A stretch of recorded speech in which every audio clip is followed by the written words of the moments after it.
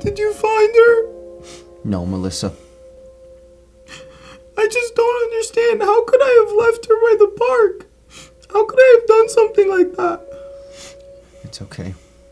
We're gonna find our baby. We will find our baby.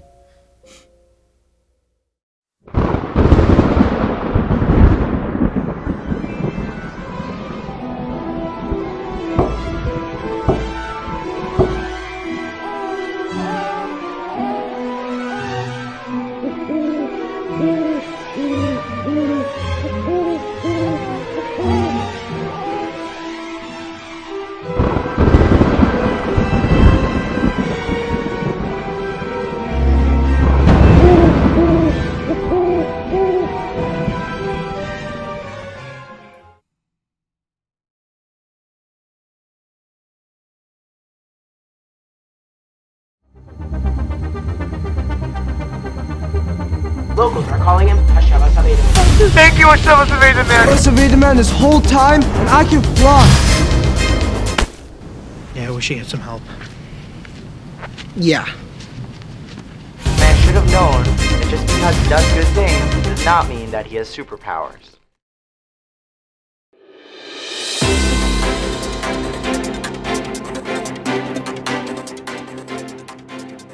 So hey, here we are joined today with Bob and Melissa. They recently had their baby returned to them by the Hashavas Aveida Man. How did it feel to lose such a precious baby, and how does it feel to get it back? Well, we really thank Hashavas Aveida Man for what he did for us, saving our little baby Anna. It's just amazing. Thank you, Hashavas Aveida Man. And I noticed, not to be rude or anything, but the baby is a little small. Do you want to tell us about that? Yeah, she's a preemie. That's totally fine. Thank you guys so much for joining us. We all really appreciated it. Melissa! This is the 5th time. Oh my gosh, Melissa. guys, I'm so sorry. For a hot cream shampoo that cleans and lusters hair.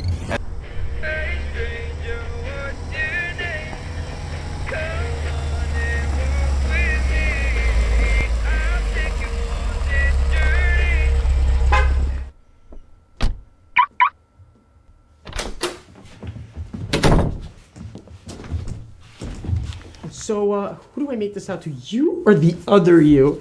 Who is this guy? Hey, Ralph, it's Hashavas Aveida Man. What's up, bro? I could see that. The real Hashavas Aveida Man. Everybody wants to get fit, but nobody wants to put in the work. Yep. Nope.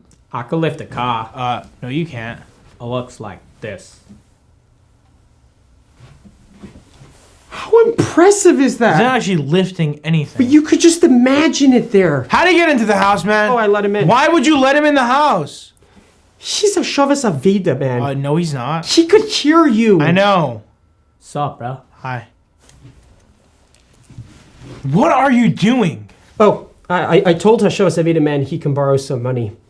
It's for my fund. Yeah, Hashavas Aveida Fund. He's a phony. Ralph, he has super hearing. He can hear you. I know he could hear me. He's standing right there. You know what? Just get out. Hashavas Aveida Man. Out, not Hashavas Aveida Man. Alright. Wait. Look what you've done.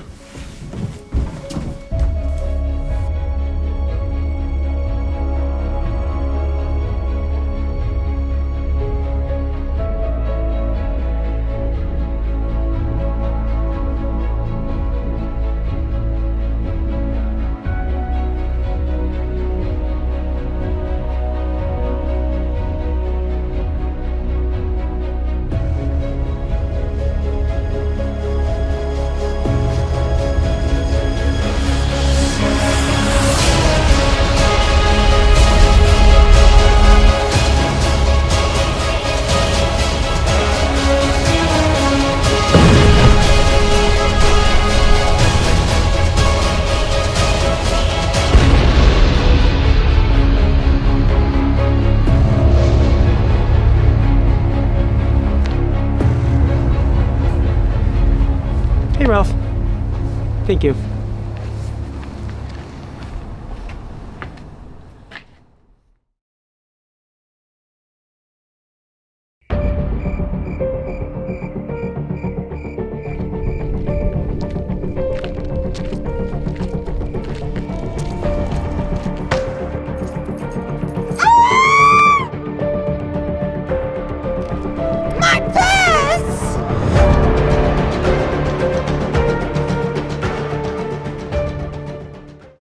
Hello there, and welcome to another very exciting episode of Kosher Vids. Oh, baby, I'm excited like crazy. Okay, today we're going to be talking about the details and intricacies. Intricacies. You're not saying You're saying you're wrong. Okay. I can make my own corrections. Okay. Intricacy. You're saying it wrong. Details and Just read the line over. okay. Let me make my own decisions, and you're both fired. Okay, so you find an item on the street. You don't know what to do. It's time you go through the 4-step process. And here we go.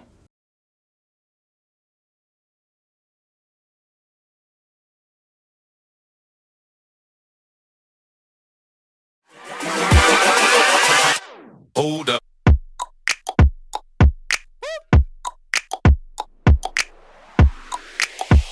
The special mitzvah of Hashavas Aveida is only applicable to the lost item of your fellow brother, a yid, not necessarily to the object of a guy. However, of course, Jews are obligated to follow the law of the land, and whatever the law of the land says that a person is required to return, you have to return. We are talking about in case we are not obligated by law to return an item, and technically you can keep it. However, there's still a Torah obligation towards your fellow brother to return that item. So for the sake of our discussion, we're only talking about a case in where there's an obligation to return it to a yid and not to a guy. But how do you know it belongs to a yid? Well, I'll tell you how. Everything by Hashavas Aveida goes by majority. Even if it's not 100%, you can assume as long as it's the majority. So if you find it in a place that's probably populated by Jews, like a shul or yeshiva, then it's probably owned by a Jew and you have to return it. But if you find it in a park or a non-kosher restaurant, it's probably owned by a guy and you're not obligated to return it. However, even though you may not be obligated to return the Aveda of a guy, it still may be appropriate if it may cause a Kiddush Hashem. Like this case.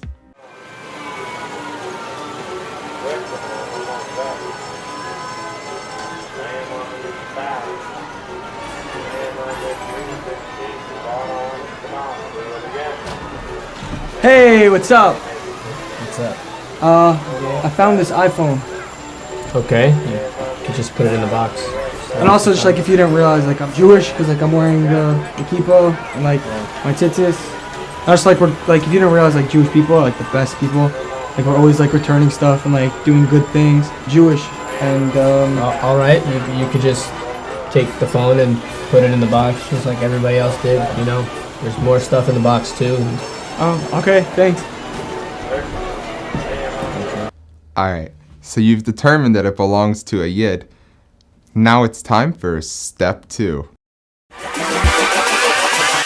Hold up.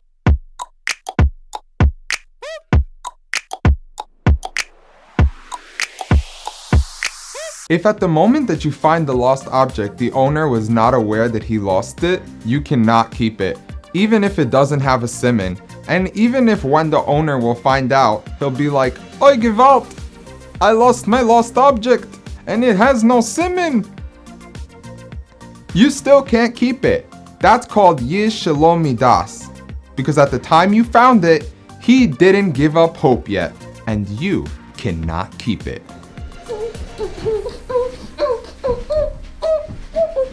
Now I know what you're thinking. How am I supposed to know if the owner knows that he lost it? I just found it on the street. Answer is, ask yourself, is this item the type of item that he'd probably notice it's gone, or would he really not notice? You don't have to know for sure. It's just whatever's most probable. Number 1, it's rusty or dusty. Number 2, it's heavy. Number 3, it's expensive to the owner or important, and the owner will always check for it. If it is rusty or dusty, then it's obviously been there for a while and the owner probably knows about it. And if it's something heavy like a 5-pound bag of flour or a hammer, then it's heavy and the owner obviously noticed when it fell out of his bag. If it's something expensive or important that the owner always checks for, he obviously knows it's gone, like a wallet or an iPhone or anything like that. Holy shimoli, you know it belongs to a yid, and you also know that he's aware that he lost it. Can you keep it yet? Not so fast. Time to move on to step 3.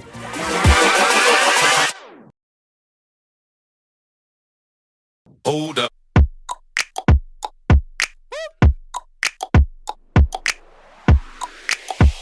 Step 3. Does the object have a siman or not? What's a siman, you ask me? I'll tell you. A siman is an identification mark through which the owner is able to tell that it is his. Like a name. Like a name. It says John Jacob Jingleheimer Schmidt, banana, and that's his name. So now we know that's his, unless there's another guy whose name is my name too. Or a scratch that's noticeable. Or a scratch that's noticeable. Or a crack. Or a crack. Or a unique color. Or a unique color. The voice inside my head. If there's a siman, then the owner will not give up hope because he knows it could be returned to him, and you're on your way to being Hashavas Aveida Man. If it doesn't have a siman, then the owner's gonna give up hope, being he has no way to identify that it's even his, and you can keep it. And now it's time for step 4. You want step 4, huh? Okay, I'll give you step 4. You want step 4? I'll give you step 4. You know what step 4 is? Step 4 is take a chill, okay? Wait, what? Yeah, exactly. You heard me. Take a chill, okay? I know what was going on in your brain this whole time. You're saying to yourself, oh my gosh, it's 4 steps. How am I going to listen to all things so long? You know what? Take a chill, okay? Because we're already done and there was no step 4. So step 4 is actually take a chill pill and stop complaining so much. Okay.